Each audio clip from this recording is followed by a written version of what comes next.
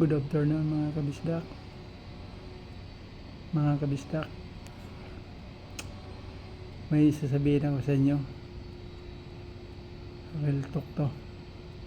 Para to sa mga taong mga naghahanap buhay at tapat. Mga kabisdak, if may amo kayong mabait sa inyo, tapos tapat, dapat kayo mabait din.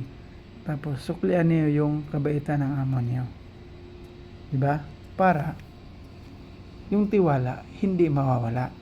Kasi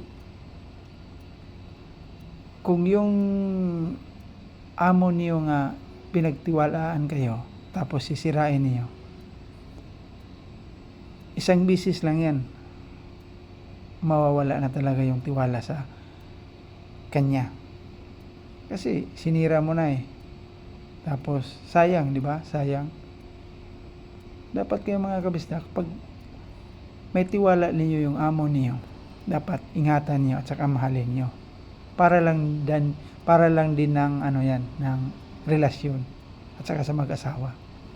Mahalin niyo isa't isa, tapos magtiwala kayo sa isa't isa para mabuo yung pamilyang maganda. Di ba mga kabisdak? So, ngayon mga kabisdak, update ko lang sa inyo. Dito ako ngayon sa work. Kaya kailangan ako mag-update din sa inyo. Hanggang dito lang muna mga kabisdak. Bye-bye. Ingat po kayo palagi. Miss you. Ingat. Bye-bye. God bless. I miss you all. Mag-ingat kayo palagi. Bye-bye.